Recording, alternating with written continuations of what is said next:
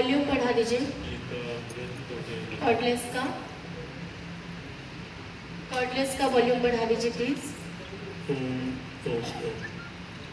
आवाज पीछे तक और ऊपर तक पहुंच पा रहे हैं?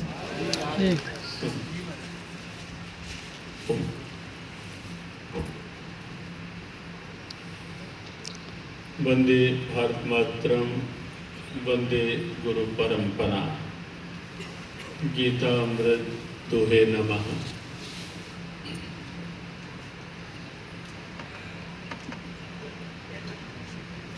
छत्रपति साहू जी विश्वविद्यालय का यह सुंदर सभागार और इसमें आयोजित एक परम सुंदर कार्यक्रम श्रीमद् भगवद गीता जीवन प्रबंधन विषय को लेकर यह संगोष्ठी जो श्री गीता जयंती आयोजन उत्सव आयोजन समिति कानपुर के द्वारा आयोजित है। इस कार्यक्रम में यहाँ उपस्थित राष्ट्रवाद पर और भारत के मूल तत्व पर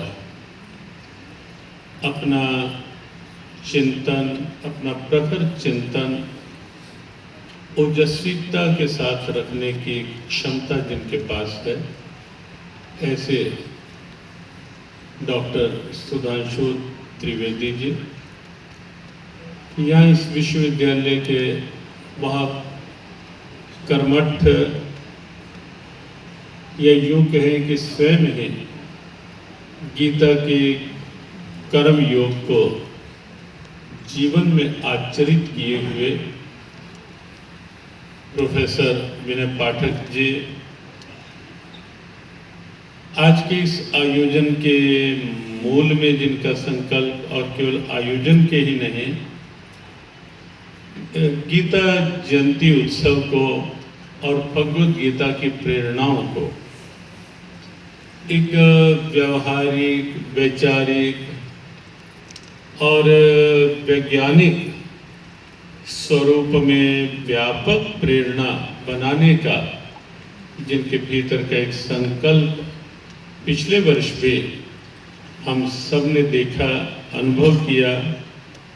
पूरे कानपुर ने और समस्त गीता प्रेमियों ने ऐसे डॉक्टर उमेश पालीवाल जी, मुख्तारुल अमीन जी और यहाँ मंच पर उपस्थित सभी शुभेच्छुजन समक्ष भी हम देख रहे हैं कि कानपुर के विभिन्न संस्थाओं के बहुत विशिष्ट जन, प्रबुद्ध जन अलग अलग क्षेत्रों से यहाँ उपस्थित हैं। कोई चिकित्सा क्षेत्र से, कोई शिक्षा क्षेत्र से, न्याय, व्यवसाय और अन्य अन्य क्षेत्रों से भी सब शुभेच्छुजन समक्ष जो उपस्थित हैं और भारत के युवा ऊर्जा बड़ी संख्या में यहाँ उपस्थित है, यह देखकर निश्चित अपार आनंद हो रहा है।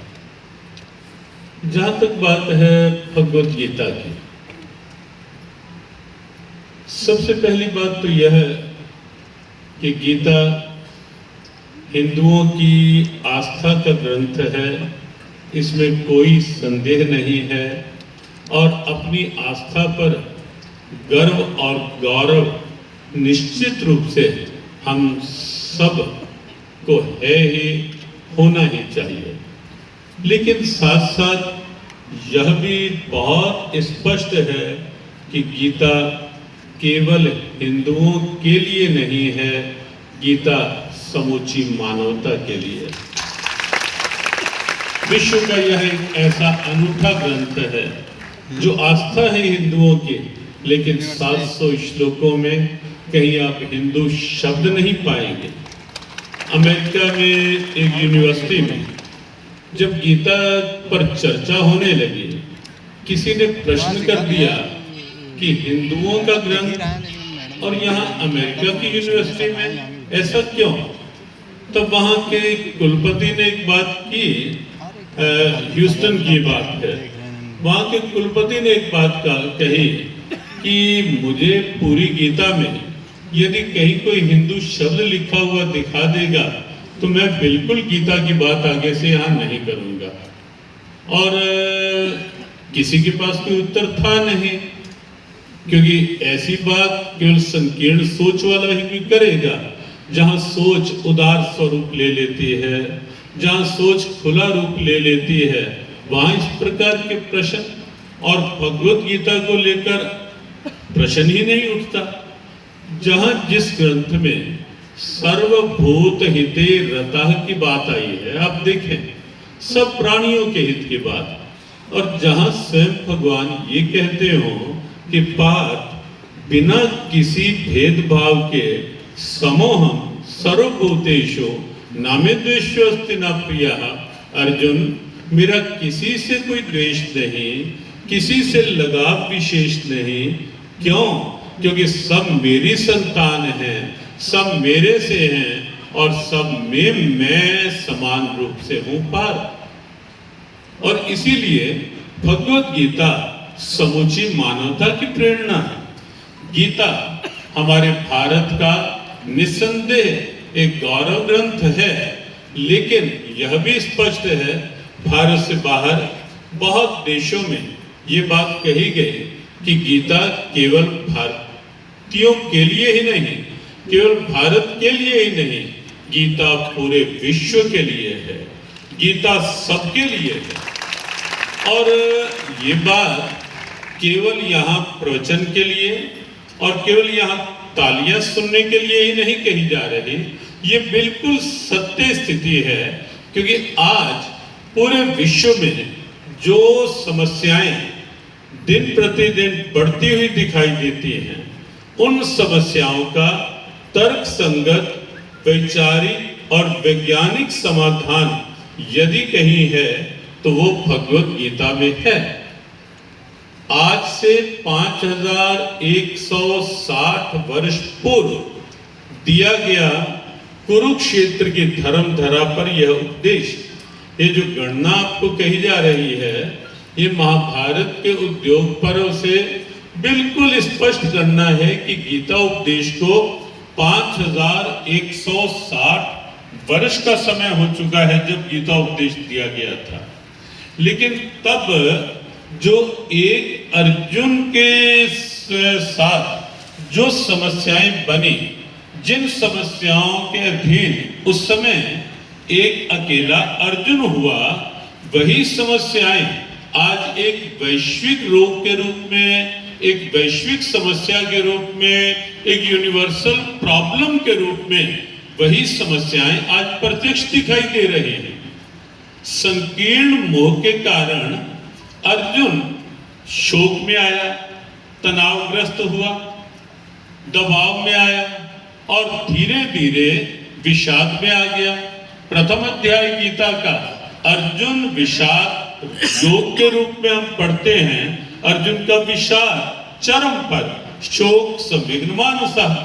और यदि आज की स्थितियां देखें, जीवन निश्चित अनमोल है, जीवन निश्चित दुर्लभ है, जीवन निश्चित मनुष्य जीवन ईश्वरीय कृपा का एक विशिष्ट उपहार है ये मनुष्य जीवन।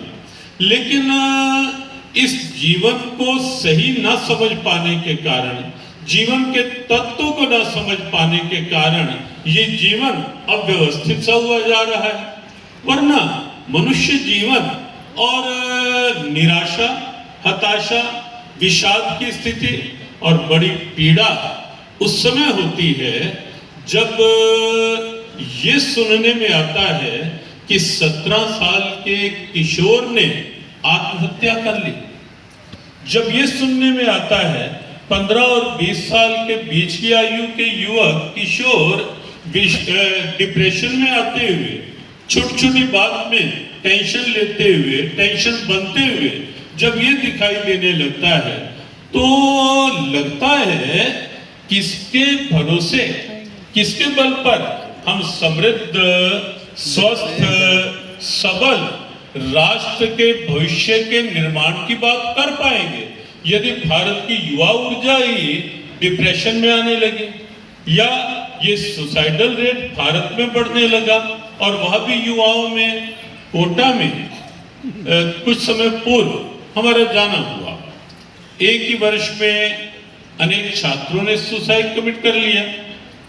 बड़ा सीधा संवाद 8-10 हजार स्टूडेंट्स के साथ हुआ, चर्चा हुई और हमने कहा कि इतना अनमोल जीवन और जीवन में भी जीवन का यह स्वर्णिम समय, गोल्डन पीरियड ऑफ लाइफ जो है, ये युवावस्था, उसको आप इतना शीघ्र छोटी छोटी बात पे आप टेंशन, स्ट्रेस, डिप्रेशन में बिताओगे तो कैसे भविष्य निर्माण की ओर कोई आगे बढ़ पाएगा। तो लगा, सबने पूछा कि ऐसा हो जाता है, हम क्या करें और क्यों हो जाता है। कर्मण्येवाधिकारस्ते मा फलेषु कदाचन, गीता का यह एक वैश्विक आह्वान का मंत्र, इसको आप समझे, विचारें। आपको केवल जीवन प्रबंधन के नहीं, अनेक प्रकार के प्रबंधन जो गीता में है, लाइफ मैनेजमेंट है गीता में, स्ट्रेस मैनेजमेंट है गीता में, माइंड मैनेजमेंट है गीता में, बिजनेस मैनेजमेंट है गीता में। और सत्य ये है कि ऐसी कौन सी मैनेजमेंट है जिसका वर्णन गीता में नहीं।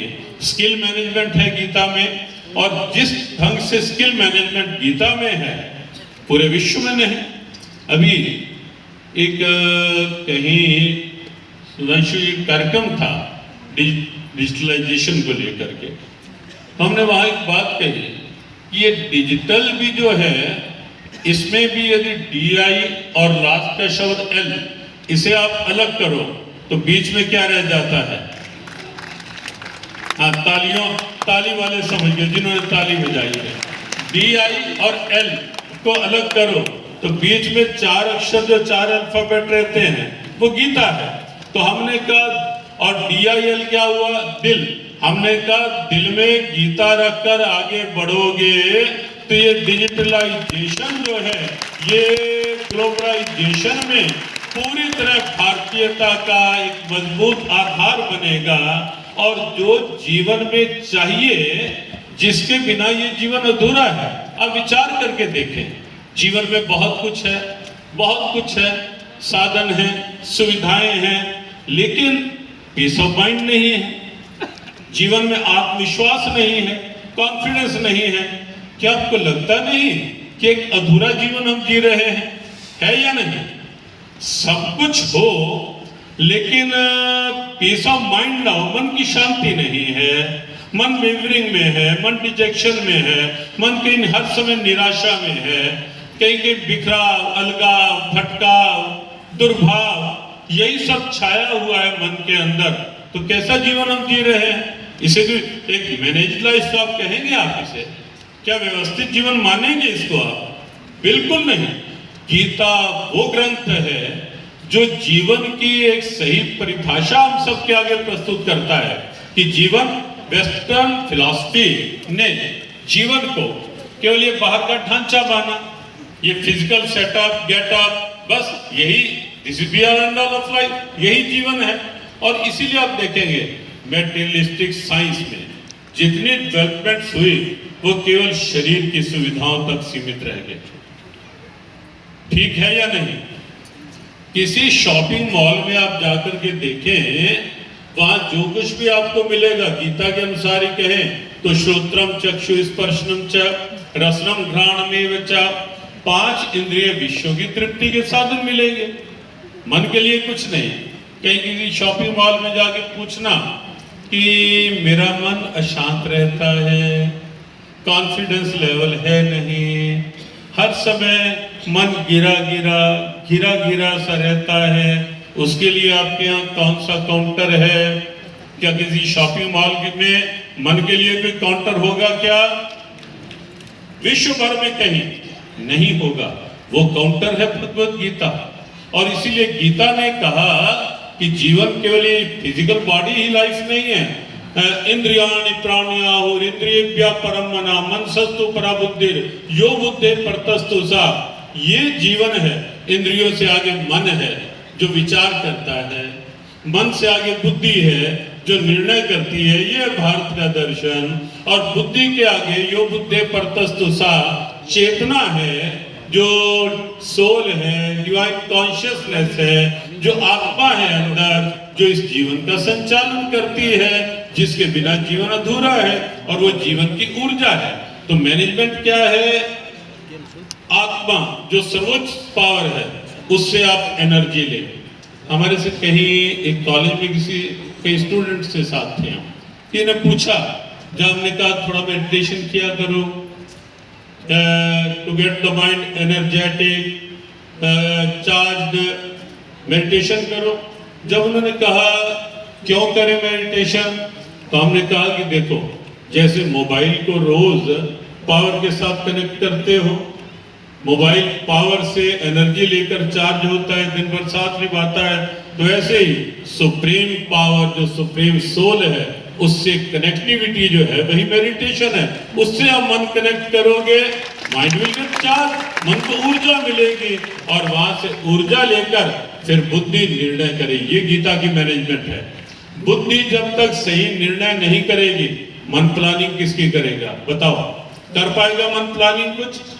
तो जैसे डिसीजन आपने लिया कि हम आज वहां चलेंगे यूनिवर्सिटी में, और गीता पे जो कार्यक्रम है उसमें सम्मिलित तो निर्णय हुआ, फिर आपने प्लान किया होगा, और अब आप शरीर से यहाँ हैं। बिल्कुल यही बुद्धि का निर्णय स्थिर हो, उसके बाद मन के द्वारा अच्छे ढंग से प्लानिंग हो, और ये शरीर एग्जीक्यूशन करने के लिए है। एक क्रम के साथ चलेंगे तो गीता की मैनेजमेंट अच्छी मिलेगी। तो 2-3 मिनट की बात समय की सीमा में ही, जो कर्मण्येवाधिकारस्ते की बात हमने कही, कर्म करो, फल की इच्छा ना रखो। बहुत से लोगों ने ये कह दिया कि फल की इच्छा नहीं करेंगे तो कर्म क्यों होंगे, कर्म करने का अर्थ क्या रहेगा अगर इच्छा नहीं होगी? तो हमने कहा गीता इतना संकीर्ण सोच का ग्रंथ नहीं कि आपको इतनी संकीर्णता में बांधे। गीता की सोच बहुत व्यापक है, बहुत उदार है, बहुत उच्च है, और इसीलिए गीता का यह मंत्र जो है, हमें लगता है कि यह मंत्र, एक ही मंत्र यदि भारत की हर व्यवस्था के साथ जुड़ रहा है धीरे धीरे, ऐसे ऐसे आयोजन और ऐसे ऐसे भाव जो है निश्चित वो वातावरण बना रहे हैं।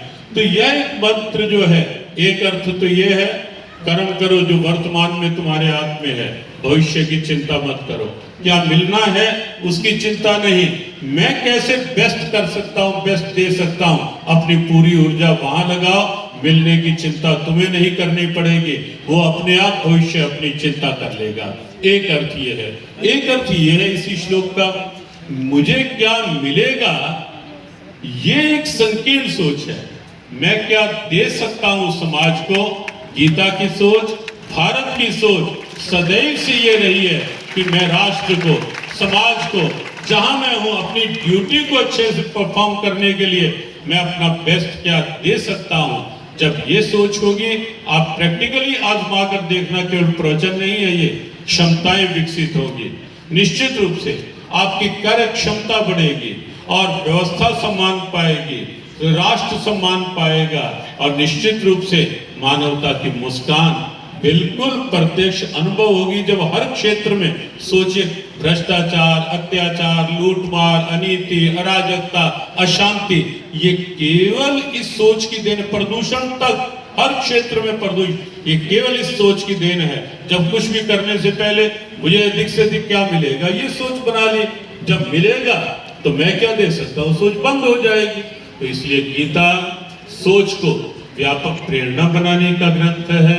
आज ऐसे समय में जबकि पहले से ही राष्ट्र स्वाभिमान की ओर बढ़ रहा है, मैं भी सुधांशु जी से कह रहे थे कि 2 ही दिन पूर्व हम कहीं बैठे थे, और वैसे टीवी बहुत नाम देखने का स्वभाव नहीं है, लेकिन कभी कोई विशेष समाचार हो केवल उतने तक टीवी के आगे बैठने का स्वभाव है।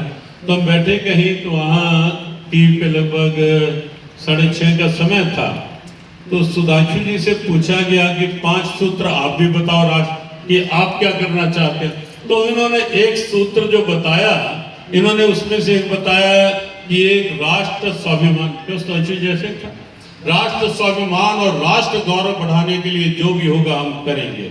और उसमें उन्होंने बताया कि राम मंदिर बन रहा है, उसे उन्होंने बताया महाकाल का कॉरिडोर। तो हम बस अंतिम बात ये कह करके कि बादल सूर्य को कभी कभी ढक तो लेते हैं, लेकिन सूर्य लगातार बादलों में ढका रहे ये क्षमता बादलों में नहीं है। कहीं ना कहीं कभी ना कभी हवाएं चलती हैं, बादल छिन्न भिन्न होते हैं और सूर्य की आभा फिर से प्रकट होती है। आज वो समय है देश में जहां अनुकूल हवाएं चलती दिख रही हैं और कहीं ना कहीं स्वार्थगत संकीर्णताओं के बादल छट रहे हैं, तुष्टीकरण के बादल छटते हुए दिख रहे हैं और फिर से भारतीय आभा पूरे विश्व में अपना आलोक फैलाने के लिए बिल्कुल तत्पर दिखाई दे रही है। कहीं राम मंदिर निर्माण के रूप में, कहीं धारा 370 हटने के रूप में, कहीं अंतर्राष्ट्रीय योग दिवस के रूप में और अब कहीं कहीं अंतर्राष्ट्रीय गीता महोत्सव। और कानपुर में यह भी उसी दिशा का एक प्रयास है कि ये गीता महोत्सव कहीं 151 किलोमीटर की मानव श्रृंखला गीता के साथ, फिर 251 हो गई, अब 501 का लक्ष्य है। और धीरे धीरे ये मानव श्रृंखला केवल मात्र प्रदर्शन नहीं है, केवल शक्ति प्रदर्शन हमारा स्वभाव नहीं है, ये इस प्रदर्शन में भी विश्व बंधुत्व का दर्शन होगा। इस प्रदर्शन में भी हमारी आस्था का दर्शन जो समूचे विश्व को वसुधैव कुटुंबकम के सूत्र में पिरोने की क्षमता रखता है। ये मानव श्रृंखला धीरे धीरे उस दिव्यता की ओर बढ़ेगी, ऐसा विश्वास है। अभी यहाँ के कुलपति प्रोफेसर विनय पाठक जी से बात हो रही थी कि यूनिवर्सिटी में गीता जी आज विराजित की गई, गीता जी का बृहद संस्करण, और गीता पर यहाँ कुछ शोध हो, गीता पर यहाँ PhD हो, तो अपनी संस्था जियो गीता उसके लिए पूरी तरह से यहाँ शोध कार्यों के लिए या स्वयं हमारी भी जब आवश्यकता पड़ेगी उसके लिए बिल्कुल साथ रहेंगे। और जो भी स्टूडेंट गीता पर PhD या विशेष शोध करेंगे, उनको जियो गीता के द्वारा जिस स्तर से भी होगा उनको प्रोत्साहित और पुरस्कृत करने का निश्चित रूप से भाव साथ रहेगा। आप गीता पढ़ें, आगे बढ़ें। बहुत बहुत शुभकामनाएं आप सबके लिए। गीता जयंती उत्सव समिति के लिए डॉक्टर उमेश पालीवाल जी के संकल्प और उनके सभी सहयोगियों के सद्भाव के लिए हमारी ढेरों ढेरों शुभकामना, मंगल कामना। ओम